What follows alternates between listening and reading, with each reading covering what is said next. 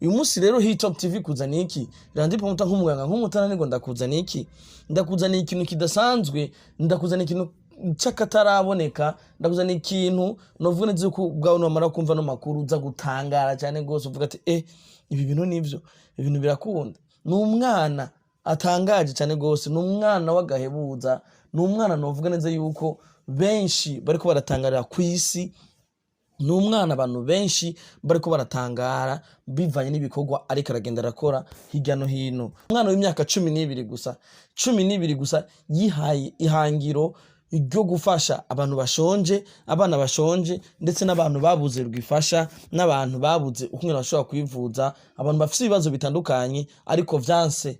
N'umwana bakabafasha abantu bagowe, bakabafasha abantu bafite ingwara zananiranye ndetse vyanse ko bavugwa, bakagaburira abana b'imfuvyi, bakagaburira abana banaonikora, bakagaburira abana bo mwibarabara ndetse bakakora n'ibindi bikorwa bitandukanye ndetse ku buntu akaba ari gufasha. Wowe nimbuzi ko ufise ikibazo canke uzi ko hari ikindi kibazo wowe ufise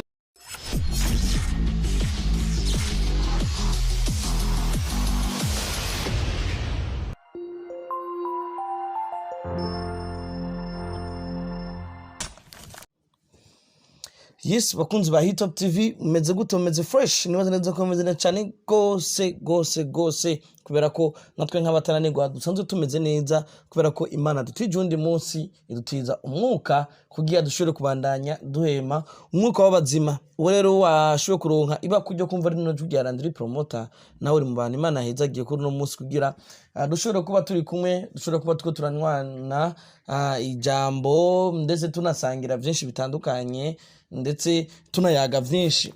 Uyu munsi rero nkuko muzi neza ko Hitop TV yamibazanira bishasha ndetse tukama dukora cyane kugira dushobore kugira byinshi tubashikirije. Uyu munsi rero ni nakataraboneka ni ikintu wowe mukunzi w'umuziki, wowe mukunzi wa Landry Promoter, wowe mukunzi wa Hitop TV, wewe wagerageje gukora ibishoboka byose kugira ushobore gufasha ariko biba ngombwa ko bidakunda bivanye n'uburyo, bivanye n'umwanya ndetse bivanye no kudashikirwa, bivanye n'ibibazo usanzwe ufise.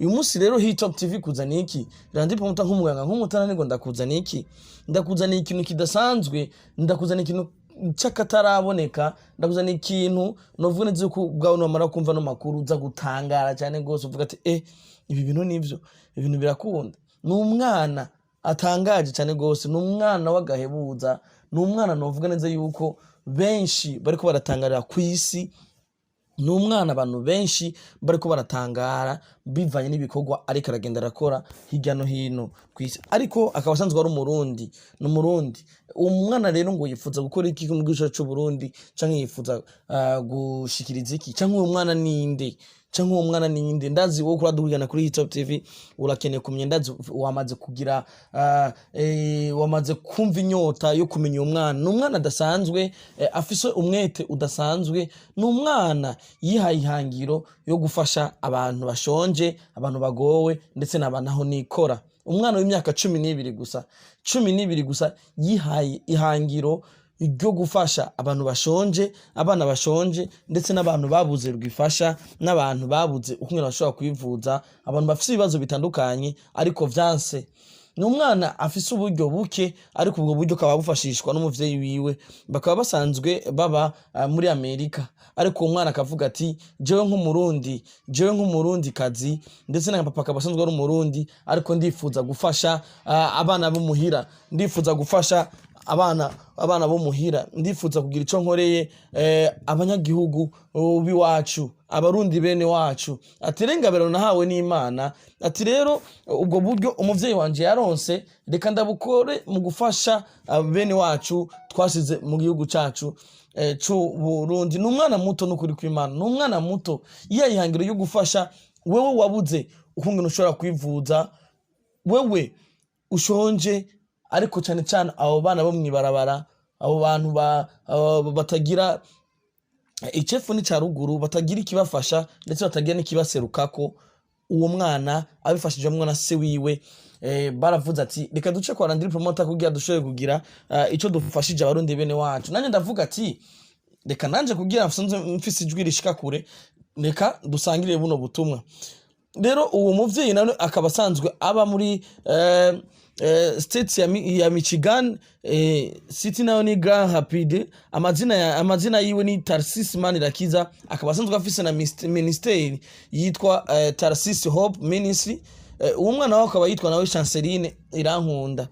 Bakaba basanzwe barakoze ministeri yitwa Manirakiza, yitwa Tharcisse Hope Ministry.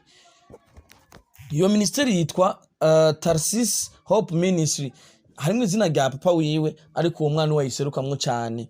Bakaba bafasha abantu bagowe, bakaba bafasha abantu bafise ingwara zananiranye ndetse byanse ko bavugwa, bakagaburira abana b'imfuvyi, bakagaburira abana banaonikora, bakagaburira abana bo mwibarabara, ndetse bakakora n'ibindi bikorwa bitandukanye ndetse ku buntu. Akaba ari ugufasha wowe nimba uzi ko ufise ikibazo canke uzi ko hari ikindi kibazo wowe ufise, wandika muri commentaire kugira bashobore kuzokurondera cyangwa gasiga kanimero bashobore kuzokurondera ndetse bagafasha. Nanje nkavuga ati nk'umutananirwa sinoreka sico kintu sinokireka ngo sinokibona ngo ndeke kugikorerako, ariko nibaze neza yuko vyinshi muzogenda murabimenyeshwa. Rero ni Tharcisse Hope Ministry isanzwe irimo uwo mwana akaba ari asanzwe abihagarariye, ariko Tharcisse akaba asanzwe ari papa wiwe, akaba atakindi kigo bihaye atari gufasha abarundi ndetse no gufasha abantu bose bagowe.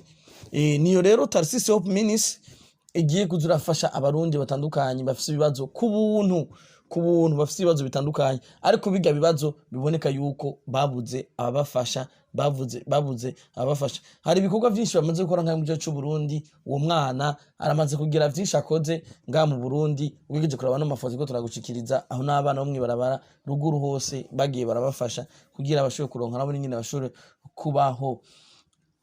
Hari akanimero ka telefone, ako kanimero ka telefone tubaye ngaho niho nimero mushobora kubaronkako kugira mushobore kuyaga byinshi bitandukanye, kugira mushobore kugira byinshi mushitseko ndetse ubirondereye. Ndabakunda cyane gose, burya iyo chance yawe cyangwa ayo mahigwe yawe ntuyatakaze, kubera ko ejo nituzi ibizoba bihari cyangwa nituzi ukungene hazoba hameze. Bishobora gushika nejo nituhagera bivaye n'ubugwayi dufise muri twebwe cyangwa bivaye n'ibibazo dufise muri twebwe, ariko iyo turonse abantu badufasha ataco barinze kudusaba, nibaze neza ko ari umwanya mwiza.